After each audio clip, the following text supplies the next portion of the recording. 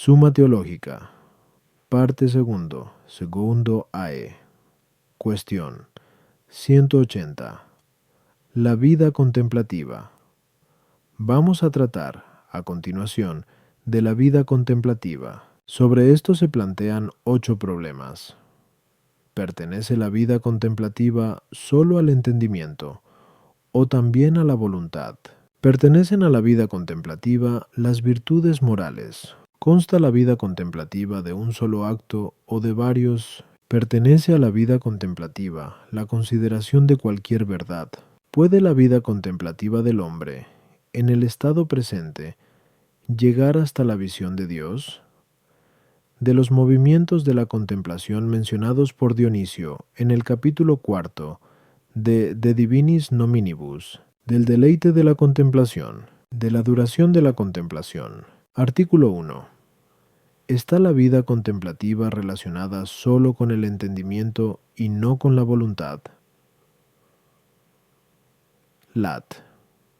Objeciones por las que parece que la vida contemplativa no tiene nada que ver con la vida afectiva, sino que reside totalmente en el entendimiento. 1. El filósofo dice en Segundo Metafis que el fin de la contemplación es la verdad, pero la verdad pertenece por entero al entendimiento.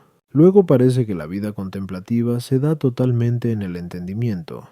2. San Gregorio, en Vici Moral, dice que Raquel, que significa principio visto, es figura de la vida contemplativa. Ahora bien, la visión de un principio pertenece propiamente al entendimiento. Por tanto, la vida contemplativa también pertenece propiamente al entendimiento. San Gregorio, en su comentario a Ezequiel, dice que es propio de la vida contemplativa abstenerse de la acción externa, pero tanto la facultad afectiva como la apetitiva inclinan hacia acciones externas. Por tanto, parece que la vida contemplativa no pertenece, en absoluto, a la potencia apetitiva. Contra esto está el hecho de que San Gregorio, en el pasaje citado, dice que la vida contemplativa consiste en conservar con toda el alma la caridad para con Dios y el prójimo, y en aplicarse solo al deseo del Creador. Ahora bien, el deseo y el amor pertenecen a la facultad afectiva o apetitiva, como ya dijimos. 1, 2, qui. 25. Tu, q. 26. Tu. Por consiguiente, la vida contemplativa también está relacionada con la facultad afectiva o apetitiva. Respondo. Como dijimos antes, como hay 179. 1. Se llama contemplativa a la vida de aquellos que se dedican principalmente a la contemplación de la verdad. Por otra parte, la intención es un acto de la voluntad, como quedó dicho, 1, 2, q, 12a. 1. Porque dice relación con el fin, que es el objeto de la voluntad. Por eso la vida contemplativa, en cuanto a la esencia de la acción, pertenece al entendimiento, pero, en cuanto al impulso para ejercer tal operación, pertenece a la voluntad, la cual mueve a todas las demás potencias, y al mismo entendimiento, hacia su acto, según dijimos ya. 1 qua, 22 a 4, 1 2 q, 9 a 1. La potencia apetitiva mueve al conocimiento sensible intelectual de algo, a veces por el amor del objeto visto, porque, como se dice en Mt 6:21, donde está tu tesoro, allí está tu corazón. Otras veces, por el amor al mismo conocimiento adquirido en la contemplación. Por eso San Gregorio hace consistir la vida contemplativa en el amor de Dios, en cuanto que éste nos inflama en orden a contemplar su belleza, y puesto que todos experimentan deleite cuando consiguen aquello que aman, por eso el término de la vida contemplativa es el deleite, que está en la voluntad, y que hace que aumente el amor. A las objeciones. 1. Por el hecho mismo de ser la verdad el fin de la contemplación, es esta un bien apetecible, amable y deleitable, cualidades que hacen que pertenezca a la facultad apetitiva. 2. A la visión del primer principio, Dios, nos impulsa el amor de Él. Por eso dice San Gregorio, en su comentario a Ezequiel, que la vida contemplativa, menospreciando todas las preocupaciones, se consume por ver la faz de su Creador. 3. La facultad apetitiva mueve no solo a los miembros corporales a realizar las acciones exteriores, sino también al entendimiento a realizar la obra de la contemplación. Como dijimos antes, INCORP. Artículo 2. Pertenecen las virtudes morales a la vida contemplativa. Lat.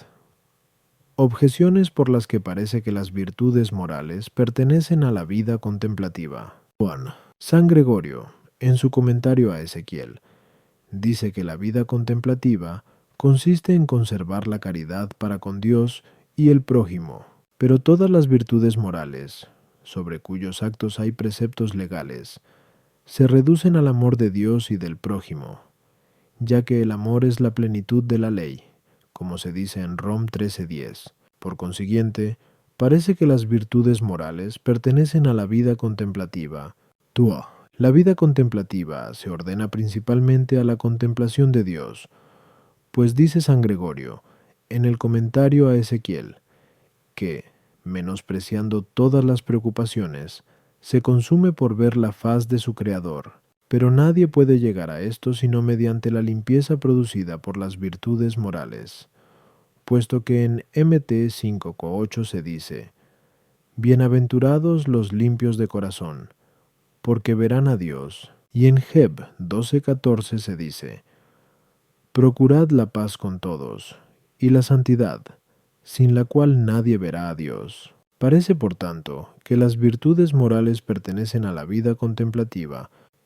Dice San Gregorio, en el comentario a Ezequiel, que la vida contemplativa es bella en el alma, y por eso está representada por Raquel, de la que se dice, en Gen 20:17, que era de hermoso rostro, pero la belleza de alma consiste en las virtudes morales, y sobre todo en la templanza, como dice San Ambrosio en Ideofic. Parece, pues, que las virtudes morales son objeto de la contemplación. Contra esto, está el hecho de que las virtudes morales se ordenan a acciones externas, pero San Gregorio dice, en este moral, que es propio de la contemplación abstenerse de acciones externas. Por consiguiente, las virtudes morales no pertenecen a la vida contemplativa. Respondo. Una cosa puede pertenecer a la vida contemplativa de dos modos, esencialmente y como disposición. Esencialmente, las virtudes morales no pertenecen a la vida contemplativa, cuyo fin es la consideración de la verdad, y el saber que pertenece a la consideración de la verdad interesa poco a las virtudes morales, como dice el filósofo en Segundo Ethic. Por eso él mismo, en Ex Ethic, dice que las virtudes morales pertenecen a la vida activa y no a la contemplativa. Dispositivamente, sin embargo, las virtudes morales sí pertenecen a la vida contemplativa, pues el acto de la contemplación, en el que esencialmente consiste la vida contemplativa, es impedido tanto por la vehemencia de las pasiones, por las que la intención del alma es abstraída de lo inteligible a lo sensible, como por los tumultos exteriores. Pero las virtudes morales aplacan la vehemencia de las pasiones y sedan el tumulto de las ocupaciones exteriores. Y así las virtudes morales pertenecen dispositivamente a la vida contemplativa. A las objeciones. 1. Como ya dejamos dicho, a. 1. La vida contemplativa recibe su impulso de la voluntad, y bajo este aspecto, el amor a Dios y al prójimo se requieren para ella. Ahora bien, las causas motoras no forman parte de la esencia de las cosas, pero las disponen y perfeccionan. Por tanto, no se sigue que las virtudes morales pertenezcan a la vida contemplativa. La santidad, es decir, la limpieza, es producida por las virtudes que se ocupan de las pasiones que impiden la pureza de alma, mientras que la paz es fruto de la justicia, la cual se ocupa de las acciones, según lo que se dice en Is 32:17. La obra de la justicia será la paz, en cuanto que quien se abstiene de la injusticia evita ocasiones de alborotos y riñas. Bajo este aspecto, las virtudes morales disponen a la vida contemplativa, en cuanto que son causa de paz y de limpieza. Ahora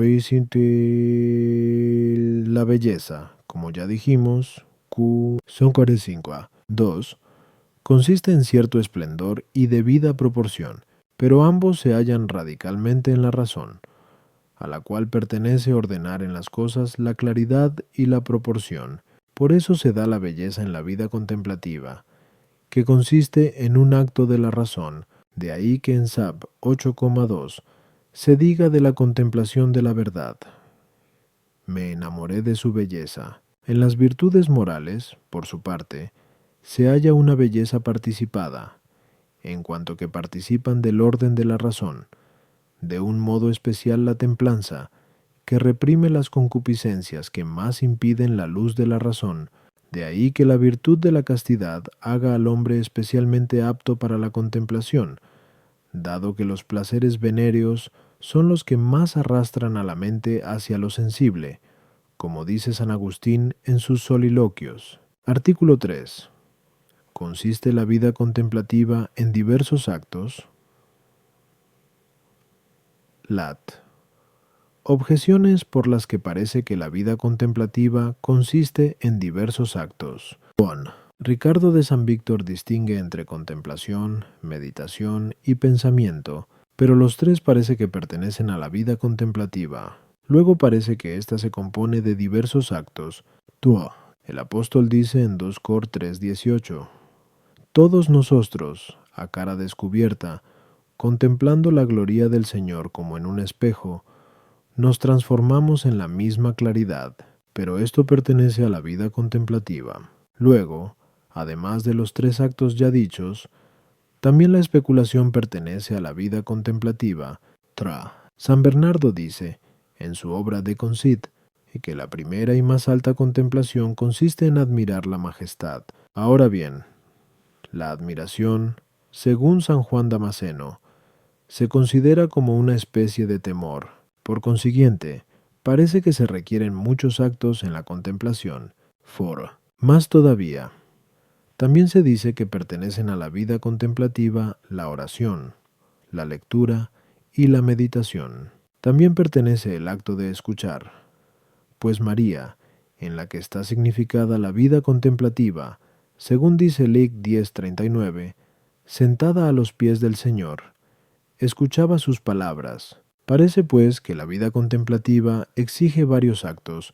Contra esto está el hecho de que la vida se toma aquí como operación a la que se dedica principalmente el hombre. Por tanto, si la vida contemplativa tiene muchas operaciones, no habrá una sola, sino muchas vidas contemplativas. Respondo. Hablamos aquí de la vida contemplativa, en cuanto que se refiere al hombre. Ahora bien, la diferencia entre el hombre y el ángel, según Dionisio en Sepna de Div, consiste en que el ángel ve la verdad por una simple aprehensión, mientras que el hombre llega a la intención de la más sencilla verdad progresivamente, a través de muchos datos. Por tanto, la vida contemplativa tiene un solo acto como término final de su perfección, es decir, la contemplación de la verdad, y muchos actos mediante los cuales llega a este acto final. De ellos, unos se refieren al conocimiento de los principios, desde los cuales se eleva a la contemplación de la verdad. Otros pertenecen a la aplicación de esos principios a la verdad cuyo conocimiento se busca. Y el último acto completivo es la misma contemplación de la verdad. A las objeciones. 1. El pensamiento, según Hugo de San Víctor, parece que se refiere a la observación de muchas cosas, de las cuales uno pretende deducir una simple verdad. De ahí que, bajo el nombre de pensamiento, puedan incluirse las percepciones de los sentidos para conocer algunos efectos, los actos de imaginación y los discursos de la razón acerca de signos, o cualquier otra cosa que pueda llevar al conocimiento de la verdad que se busca, aunque, Según San Agustín, en Catorto Trin, puede llamarse pensamiento a toda operación actual del entendimiento. En cuanto a la meditación, parece que pertenece al proceso de la razón, que pasa a través de los principios para llegar a la contemplación de la verdad. Esto mismo significa la consideración, según San Bernardo, aunque según el filósofo, en Segundo de Ánima, toda operación del entendimiento se llama consideración, pero la contemplación pertenece a la simple intuición de la verdad.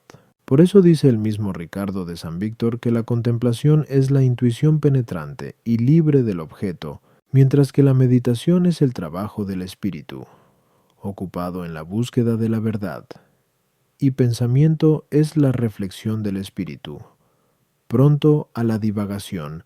Tuo. Según la glosa de San Agustín a este texto, speculantes viene de speculum, espejo, no de specula, atalaya, y ver algo a través de un espejo es ver la causa a través del efecto, en el cual resplandece su imagen. Por tanto, especulación puede reducirse a meditación. La admiración es una forma de temor producida por el conocimiento de algo superior a nuestro poder. De ahí que la admiración sea un acto derivado de la contemplación de la verdad sublime. Pues ya dijimos antes, 1. Que la contemplación termina en la voluntad. Cor. El hombre llega al conocimiento de la verdad por dos caminos. Primero, a través de lo que recibe de otro, y en este sentido es necesaria la oración por lo que el hombre tiene que recibir de Dios, ya que en Sab 7,7 se dice: invoqué y vino sobre mí el espíritu de sabiduría. Ahora bien, en cuanto a lo que recibe del hombre, son necesarios el oído, si lo recibe de viva voz, y la lectura, si se le transmite por escrito. También es necesario el propio esfuerzo, y en tal sentido se requiere la meditación. Artículo 4. ¿Consiste la vida contemplativa únicamente en la contemplación de Dios, o también en la consideración de cualquier verdad? Lato objeciones, por las que parece que la vida contemplativa no consiste únicamente en la contemplación de Dios, sino de cualquier verdad. Leemos en el Salmo 138:14. Maravillosas son tus obras, y mi alma las conoce perfectamente. Pero el conocimiento de las obras divinas se realiza mediante la contemplación de la verdad. Luego parece que pertenece a la vida contemplativa el contemplar no sólo la verdad divina, sino cualquiera otra. San Bernardo, en De Concit, dice que la primera contemplación es la admiración de la majestad, la segunda, la de los juicios de Dios, la tercera, de sus beneficios, la cuarta, de sus promesas, pero, de estas cuatro, sólo la primera pertenece a la verdad divina, mientras que las otras tres pertenecen a efectos de la misma. Luego la vida contemplativa consiste no sólo en la consideración de la verdad divina, sino también en la consideración de la verdad sobre los efectos divinos. Ricardo de San Víctor distingue 6 grados en la contemplación. El primero es por la imaginación solo, cuando consideramos las cosas corporales. El segundo radica en la imaginación según la razón, en cuanto que consideramos el orden y la disposición. El tercero se realiza en la razón según la imaginación, cuando nos elevamos de las cosas sensibles a las inteligibles. El cuarto consiste en la razón según la razón, cuando el alma considera cosas invisibles, a las que no se ha llegado a través de la imaginación. El quinto está por encima de la razón, cuando conocemos por revelación de Dios cosas que no pueden conocerse mediante la razón humana, y el sexto está por encima de la razón y fuera de ella. Y se da cuando conocemos, por iluminación divina, cosas que parecen oponerse a la razón humana, como el misterio de la Trinidad, pero solo el último parece pertenecer a la verdad divina. Luego la contemplación no solo considera la verdad divina, sino también lo que se considera en las criaturas. Más todavía, en la vida contemplativa se busca la contemplación de la verdad como perfección del hombre, pero cualquier verdad perfecciona al entendimiento Luego la vida contemplativa consiste en cualquier contemplación de la verdad. Contra esto está el hecho de que, según San Gregorio en Sexto Moral, en la contemplación se busca al principio, que es Dios. Respondo, como observamos antes. A. 2. Una cosa puede pertenecer a la vida contemplativa de dos modos: de una manera principal y como elemento secundario o disposición. Como elemento principal pertenece la contemplación a la verdad divina, porque tal contemplación es el fin de toda la vida humana. Por eso dice San Agustín, en I de Trin, que la contemplación de Dios se nos promete como fin de todos nuestros actos y como perfección eterna de todas nuestras alegrías. Dicha contemplación será perfecta en la vida futura, cuando veamos a Dios cara a cara. 1 Cor 13:12, haciéndonos perfectamente felices. Pero ahora esa contemplación nuestra es imperfecta, como a través de un espejo y en oscuridad. 1 Cor 13:12. Por tanto nos da solo el comienzo de la bienaventuranza, que empieza aquí para terminar en la vida futura. Por eso el filósofo, en Ex Hetic, hace consistir la suprema felicidad del hombre en la contemplación del supremo bien inteligible, pero, dado que a través de los efectos divinos somos llevados a la contemplación, conforme se nos dice en Rom 1:20, lo invisible de Dios se conoce por medio de las cosas creadas. De ahí que la contemplación de los efectos divinos también pertenece, de modo secundario, a la vida contemplativa, en cuanto que, a través de ellos, el hombre es llevado al conocimiento de Dios. Por eso dice San Agustín, en De Vera Relic, que en la consideración de las criaturas no ha de emplearse una curiosidad vana y perecedera, sino que ha de servirnos de medio para elevarnos a las cosas inmortales y eternas. Así, pues, de lo dicho ya, A. 3. Se deduce que hay 4 cosas que pertenecen, según un orden, a la vida contemplativa. En primer lugar, las virtudes morales. En segundo lugar, otros actos destinados a la contemplación. En tercer lugar, la contemplación de los efectos divinos. Y en cuarto lugar, lo propiamente contemplativo, que es la contemplación misma de la verdad divina. A las objeciones. 1. David buscaba conocer las obras de Dios para que ellas llevaran al hombre a Dios mismo. Por eso dice en otro lugar, Salmo 142:5, meditaré en todas tus obras, en los hechos de tus manos meditaré. He levantado mis manos hacia ti. Mediante la consideración de los juicios divinos, es llevado el hombre a la contemplación de la justicia divina, mientras que la consideración de los beneficios y promesas de Dios lo lleva al conocimiento de la misericordia o bondad divina a través de efectos producidos o que han de producirse. 3.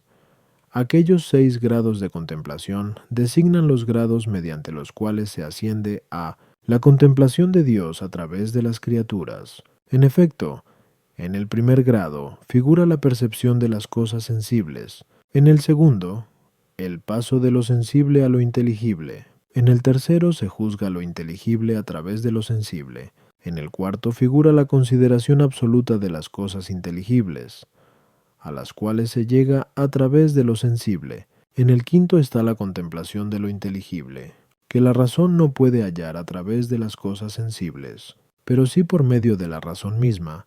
Y en el sexto, la consideración de las cosas inteligibles, que la razón no puede alcanzar ni comprender, que pertenecen a la contemplación sublime de la verdad divina, en cuya contemplación halla su perfección final. La perfección última del entendimiento humano es la verdad divina, mientras que las demás verdades perfeccionan el entendimiento en orden a esta verdad. Artículo 5. ¿Puede la vida contemplativa, en el estado presente, llegar a la visión de la esencia divina? Lat. Objeciones por las que parece que la vida contemplativa, en el estado presente, puede llegar a la visión de la esencia divina. Tal como aparece en Gen 32:30, dijo Jacob: vi a Dios cara a cara y ha quedado a salvo mi vida. Ahora bien, la visión cara a cara es la visión de la esencia divina. Luego parece que alguno, a través de la contemplación en la vida presente, puede llegar hasta ver a Dios en su esencia. Tuo, dice San Gregorio, en Diste Moral, que los contemplativos se concentran interiormente en sí mismos para meditar sobre las cosas espirituales, sin llevar consigo las sombras de las cosas corporales, o apartando con la mano de su discreción lo que quizás se les pegó, y deseando ver la luz infinita, rechazan todas las imágenes de su propia limitación, y deseando lo que está por encima de ellos, vencen lo que son. Pero lo único que impide al hombre alcanzar la visión de la esencia divina, que es una luz infinita, es su necesidad de conocer a través de imágenes corpóreas. Luego parece que la contemplación de la vida presente puede llegar a alcanzar la luz infinita en su esencia. Dice San Gregorio en Segundo Diálogo: toda criatura es nada para el alma que ve al Creador. Por eso el hombre de Dios, es decir, San Benito, que veía un globo de fuego en una torre, y a los ángeles volviendo al cielo, no podía verlo sino con la luz de Dios. Pero San Benito veía aún en la vida presente. Por tanto, la contemplación de la vida presente puede llegar a la visión de la esencia divina. Contra esto, está lo que dice San Gregorio en su Peresec: mientras vivimos en esta carne mortal, nadie progresa tanto en la virtud de la contemplación que pueda fijar los ojos del alma en el resplandor mismo de la luz infinita. Respondo, como afirma San Agustín en 12 Supergen, Adlit, nadie que ve a Dios vive en esta vida mortal sujeto a los sentidos del cuerpo. Por el contrario, si no muere de algún modo, bien saliendo totalmente del cuerpo, o bien prescindiendo de los sentidos carnales, no es elevado a aquella visión. De todo esto hablamos ya ampliamente al tratar del rapto. Kyusios 75, Juor 7:5. Y en la primera parte, al hablar de la visión de Dios, Kitun 12. Por eso debemos decir que se puede estar en esta vida de un doble modo. En primer lugar, de un modo actual, en cuanto que se hace, entonces, un uso real de los sentidos del cuerpo. Así tomada, la contemplación de esta vida no puede en modo alguno llegar a ver la esencia de Dios. En segundo lugar, se puede estar en esta vida de un modo potencial, y no en acto, en cuanto que el alma está unida al cuerpo mortal como forma del mismo, pero sin hacer uso de los sentidos corporales ni de la imaginación, como sucede en el rapto. Y en este caso puede la contemplación de esta vida alcanzar también a la visión de la esencia divina. De ahí que el grado supremo de contemplación en la vida presente sea el que tuvo San Pablo en el rapto, en el que su estado fue un término medio entre el de la vida presente y el de la futura. A las objeciones. 1. Como dice Dionisio en su epístola Ad Caium Monachum, si alguien, al ver a Dios, entendió lo que vio, no vio a Dios mismo, sino algo de lo que es propio de Dios. Y San Gregorio, en su Perez, dice que de ningún modo se ve al Dios omnipotente en su claridad propia. Pero el alma presiente algo bajo ella, con lo que va rectificando y avanzando hasta llegar más tarde a la gloria de su visión. Por eso lo dicho por Jacob, vi a Dios cara a cara, no ha de entenderse como si viera la esencia divina, sino una aparición imaginaria en la que le habló, o, como dice la glosa de San Gregorio, llamó visión cara a cara al conocimiento de Dios, porque nosotros nos conocemos por el rostro. La contemplación humana, en el estado de vida presente, no es posible sin imágenes, porque es connatural al hombre ver las ideas en las imágenes, como dice el filósofo en Treso de Ánima. Pero el conocimiento intelectual no se para en las imágenes, sino que ve en ellas la pureza de la verdad inteligible. Y esto no solo a nivel del conocimiento natural, sino de las verdades que conocemos por revelación. Pues dice Dionisio, en I de Cael, here, que la claridad divina nos manifiesta las jerarquías de los ángeles mediante símbolos y figuras, por las que llegamos al simple resplandor, es decir, al simple conocimiento de la verdad inteligible. Así ha de entenderse lo que dice San Gregorio, que los contemplativos no llevan consigo las sombras de las cosas corporales, porque su contemplación no se para en ellas, sino en la consideración de la verdad inteligible.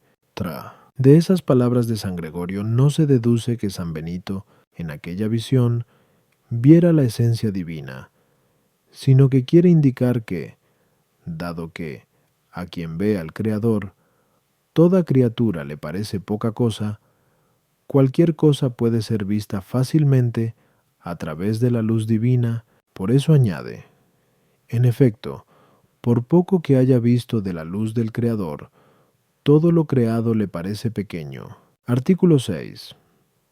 Es adecuado distinguir tres movimientos: circular, recto y oblicuo en la operación de la contemplación. Lat objeciones, por las que parece que no es adecuado distinguir en la operación de la contemplación tres movimientos: circular, recto y oblicuo, de los que se nos habla en el cuarto de Div. Nom. 1. La contemplación pertenece al descanso, según se dice en Sap 8:16. Entrando en mi casa, descansaré en ella. Pero el movimiento es opuesto al descanso. Luego, las operaciones contemplativas no deben designarse por movimientos. Tuo. La acción de la vida contemplativa pertenece al conocimiento, en el cual el hombre coincide con los ángeles.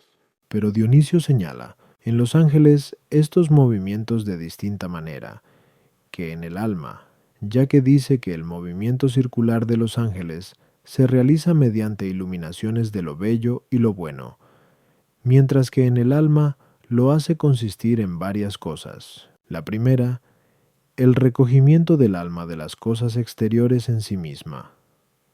La segunda, una concentración de sus fuerzas, que libera al alma del error y de las ocupaciones exteriores.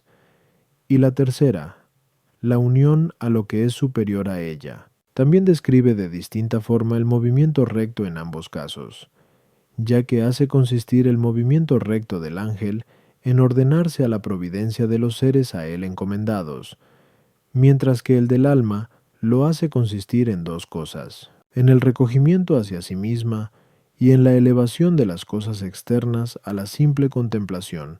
También explica de distinto modo el movimiento oblicuo en ambos casos. El del ángel, por el hecho de que, proveyendo a los que tienen menos, permanece inmóvil con respecto a Dios.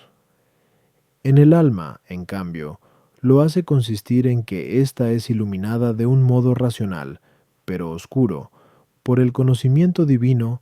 Por consiguiente, no parece adecuado asignar las operaciones de la contemplación según los modos indicados. Ricardo de San Víctor, en el libro de Contemple, habla de otras muchas formas de movimiento, a semejanza del de las aves. De ellas, algunas tan pronto se elevan a las regiones más altas como descienden a las más bajas. Repitiendo estas operaciones con frecuencia, otras vuelan repetidamente a derecha e izquierda. Otras lo hacen hacia adelante y hacia atrás. Otras dan vueltas en círculos más o menos amplios, y otras permanecen inmóviles y suspensas en un lugar. Por tanto, parece que no hay solo tres movimientos de contemplación. Contra esto está la autoridad de Dionisio. Respondo.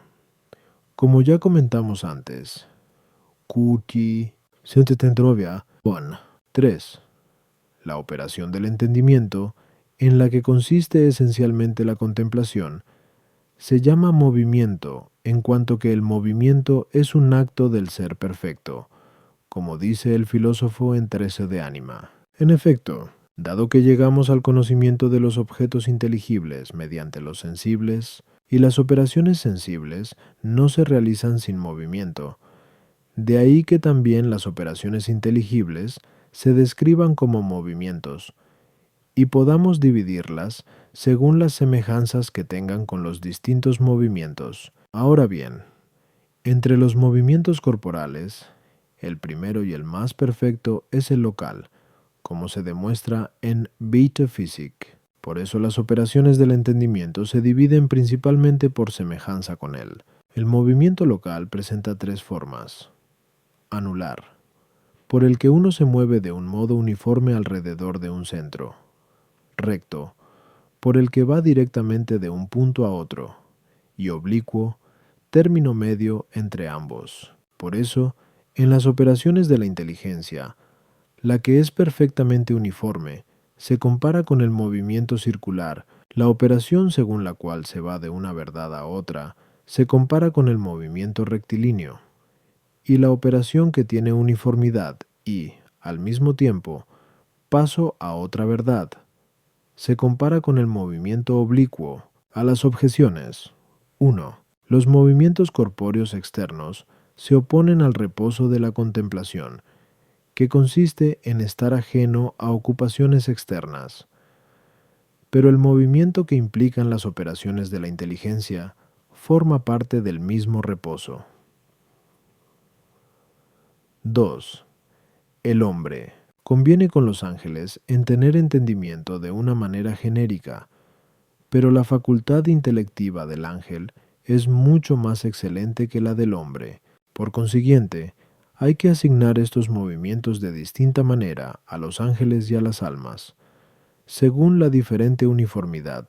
En efecto, el entendimiento angélico es uniforme por dos razones. En primer lugar, porque no recibe la verdad inteligible de la variedad de las cosas compuestas. En segundo lugar, porque no entiende la verdad inteligible de un modo discursivo, sino por simple intuición. En cambio, el entendimiento humano recibe la verdad inteligible de las cosas sensibles, y la comprende mediante un discurso de la razón. Por eso Dionisio asigna el movimiento circular a los ángeles, en cuanto que ven a Dios sin principio ni fin. Igual que el movimiento circular, que no tiene principio ni fin, se refiere siempre uniformemente al mismo centro. En cambio, en el alma, antes de llegar a esta uniformidad es preciso vencer dos obstáculos. En primer lugar, los que provienen de la diversidad de las cosas externas, y los vence apartándose de las cosas externas. Por eso pone en primer lugar, en el movimiento circular del alma, el recogimiento hacia sí misma. En segundo lugar, ha de vencerse el segundo obstáculo, que procede del discurso de la razón. Esto se logra reduciendo todas las operaciones del alma a la contemplación de la verdad inteligible. Por eso pone en segundo lugar la uniforme concentración de las fuerzas intelectuales, es decir, que, cesando el discurso, fije la mirada en la contemplación de una sola y sencilla verdad. Y en esta operación del alma no hay error, como lo demuestra el hecho de que no se da error en el conocimiento de los primeros principios, los cuales conocemos por simple intuición. Supuesto esto, pone la uniformidad propia de los ángeles por lo que se refiere a la exclusiva contemplación de Dios, olvidando todo lo demás. Y así dice: después, hecha la unidad, todo en conformidad con las fuerzas intelectuales unificadas, se encamina al conocimiento de la belleza y la bondad. El movimiento rectilíneo en los ángeles no puede significar que, en su consideración, vaya de una verdad a otra, sino el orden de su providencia, en cuanto que el ángel superior ilumina a los inferiores mediante los intermedios. Por eso dice que los ángeles se mueven en línea recta cuando proveen a sus inferiores pasando por los intermedios, es decir, siguiendo un orden determinado. En cambio, el movimiento rectilíneo se da en el alma cuando pasa de lo sensible externo al conocimiento de lo inteligible. Finalmente, el movimiento oblicuo, compuesto de rectilíneo y de circular, consiste en el ángel en la providencia a los inferiores, atendiendo a la contemplación de Dios. En el alma, en cambio, este movimiento espiral, compuesto también de recto y circular, se pone para significar que utiliza la revelación divina valiéndose del raciocinio.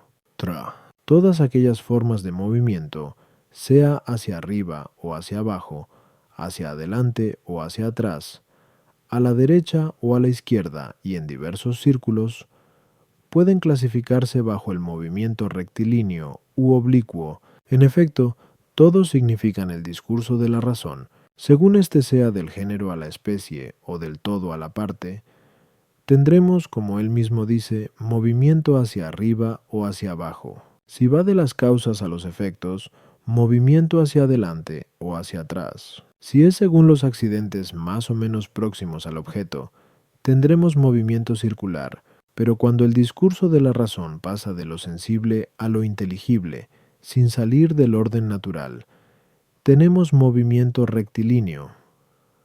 Cuando se eleva al orden de la revelación, movimiento oblicuo, como ya hemos explicado, ad 2, solo la inmovilidad que menciona pertenece al movimiento circular. De lo dicho se deduce que Dionisio describe los movimientos de la contemplación de una manera mucho más completa y sutil. Artículo 7. ¿Produce deleite la contemplación? Lat. Objeciones por las que parece que la contemplación no produce deleite. Pon. El deleite pertenece a la potencia apetitiva, mientras que la contemplación es principalmente del entendimiento. Luego parece que el deleite no es algo esencial a la contemplación. Toda lucha y todo esfuerzo impide el deleite. Ahora bien, en la contemplación se da lucha, ya que dice San Gregorio, en su Perez, que el alma, cuando se esfuerza por contemplar a Dios, como si librara un combate, triunfa unas veces, porque, con el entendimiento y la voluntad, llega a gustar algo de la luz infinita, mientras que otras veces desfallece de nuevo después de haberla gustado. Luego la vida contemplativa no produce deleite.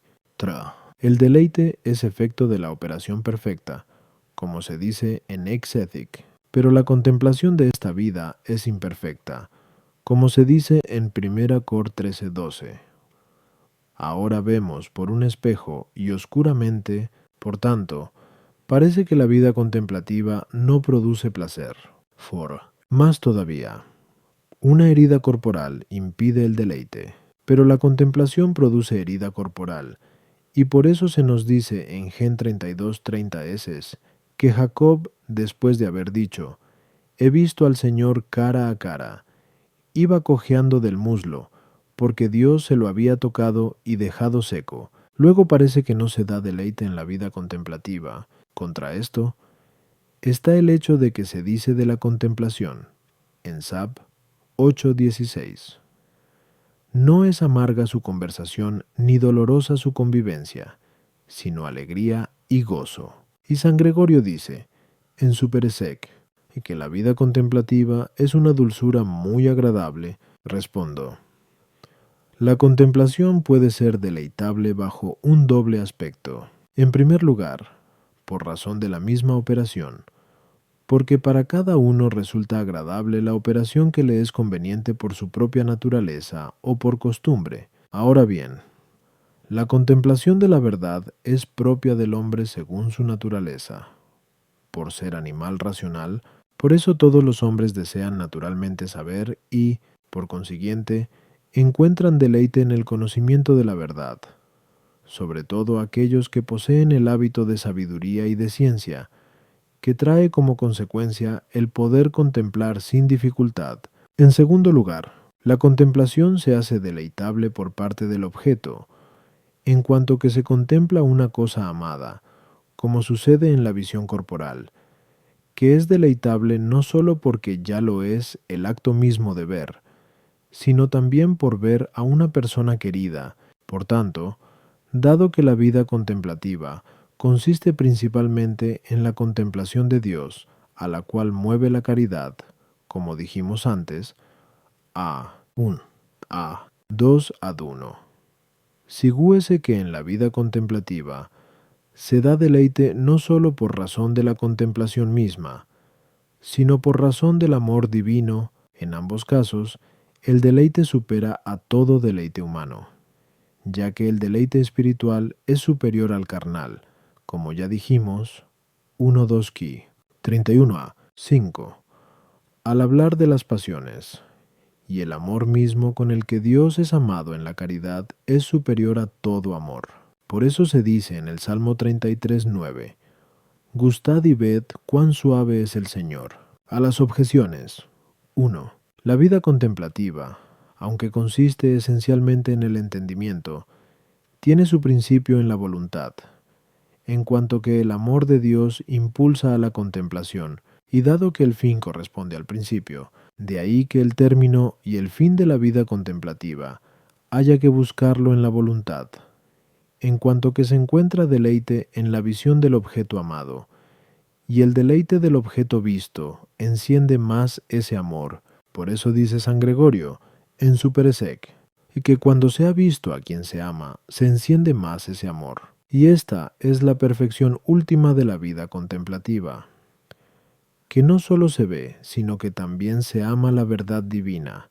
Tua, el esfuerzo o lucha procedente de la contrariedad de un objeto externo, impide el que se sienta deleite sobre él, porque nadie encuentra deleite en algo contra lo cual lucha, pero en algo por lo que se lucha, cuando el hombre lo consigue en igualdad de condiciones, encuentra más deleite. San Agustín dice, en Beito Confess, que cuanto mayor fue el peligro de la lucha, tanto mayor es el gozo de triunfar, pero no se da esfuerzo y lucha en la contemplación por la oposición de la verdad que contemplamos, sino por limitación de nuestro entendimiento y por la corruptibilidad del cuerpo, que nos arrastra hacia las cosas inferiores, según se dice en Sap 9:15.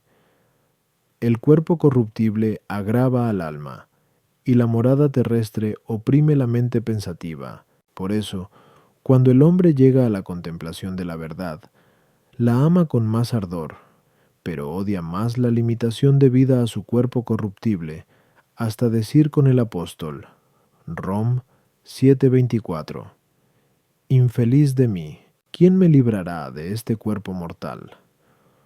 Por eso dice San Gregorio, en su comentario a Ezequiel, una vez que se conoce a Dios por el deseo y el entendimiento, es nada todo deleite carnal. 3. La contemplación de Dios en esta vida es imperfecta en comparación con la contemplación en el cielo. De igual manera, el deleite de la contemplación en esta vida es imperfecto respecto del deleite de la contemplación en el cielo, del cual dice el Salmo 35:9, les darás a beber del torrente de tu gozo.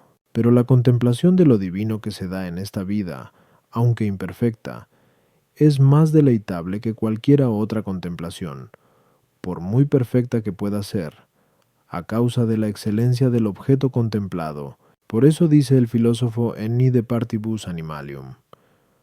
Sucede que tenemos un conocimiento más imperfecto acerca de las sustancias divinas y más excelentes, pero, aunque solo las conozcamos un poco, tan solo por el honor de conocerlas, ya nos producen más deleite que todas nuestras cosas. Esto es también lo que dice San Gregorio en su comentario a Ezequiel. La vida contemplativa es una dulzura muy amable, que saca al alma de sí misma, le abre los cielos y ofrece a los ojos de la mente los tesoros espirituales. For Jacob cojeaba de un pie después de la contemplación porque, como dice San Gregorio en su comentario a Ezequiel, es preciso que se apague el amor del siglo para que crezca el amor de Dios. Por tanto, después de haber conocido la suavidad divina, nos queda sano un pie y cojo el otro, porque quien cojea de un pie solo se apoya en el que le queda sano. Artículo 8. Es duradera la vida contemplativa. Lat. Objeciones por las que parece que la vida contemplativa no es duradera. 1. La vida contemplativa consiste esencialmente en actos del entendimiento, pero todas las perfecciones intelectivas de esta vida se acabarán, según lo que se dice en 1 Cor 13:8. Las profecías se acabarán, las lenguas cesarán, la ciencia se desvanecerá, Luego la vida contemplativa se acabará. 2. El hombre experimenta la dulzura de la contemplación precipitadamente y de paso. Por eso dice San Agustín en X Confes: me introduces en un favor interior extraordinario y en una dulzura desconocida, pero vuelvo a mis miserias. También dice San Gregorio, en Bimoral, comentando el pasaje de Job: pasando delante de mí un espíritu. La mente no permanece durante mucho tiempo en la suavidad de la contemplación íntima, porque vuelve en sí deslumbrada por la misma intensidad de la luz. Por tanto, la vida contemplativa no es duradera. No puede ser duradero aquello que no es connatural al hombre. Ahora bien, la vida contemplativa es mejor que la condición humana, según dice el filósofo en Ex Ethic. Luego parece que la vida contemplativa no es duradera. Contra esto está lo que dice el Señor en Lec 10:42. María ha escogido la mejor parte y no se la quitarán, porque como dice San Gregorio, super es, la vida contemplativa empieza aquí para perfeccionarse en la patria. Respondo: una cosa puede ser duradera bajo dos aspectos: por su naturaleza y respecto de nosotros. En sí misma, es claro que la vida contemplativa es duradera, por un doble capítulo. Primero, porque trata de cosas incorruptibles y eternas. En segundo lugar, porque no tiene contrario, dado que no hay nada contrario al deleite del conocimiento, según leemos en iTopic, pero también es duradera la vida contemplativa con respecto a nosotros. En primer lugar, porque nos es propia por la parte incorruptible del alma, es decir, el entendimiento, pudiendo por ello subsistir después de esta vida. Además, porque en las obras de contemplación no trabajamos corporalmente, por lo cual podemos continuar en ellas constantemente, como dice el filósofo en Ex Ethic. A las objeciones. 1. El modo de la contemplación no es el mismo aquí y en el cielo, pero decimos que la vida contemplativa permanece por razón de la caridad, principio y fin de la misma. Esto es lo que dice San Gregorio en su Perez. La vida contemplativa empieza aquí para perfeccionarse en la patria celestial, porque el fuego del amor, que empieza a arder aquí, se avivará más cuando vea a aquel a quien ama. Ninguna acción puede durar mucho tiempo en su máxima tensión. Ahora bien, la tensión suma de la contemplación consiste en alcanzar la uniformidad de la misma, como dice Dionisio, y ya expusimos antes. Secado. De ahí que, aunque la contemplación no pueda durar mucho bajo este aspecto, puede durar respecto de otros actos de contemplación. 3. El filósofo dice que la vida contemplativa es superior al hombre, porque nos es propia en cuanto que hay algo de divino en nosotros, el entendimiento, el cual es incorruptible e impasible en sí mismo. Por tanto, su acto puede ser más duradero.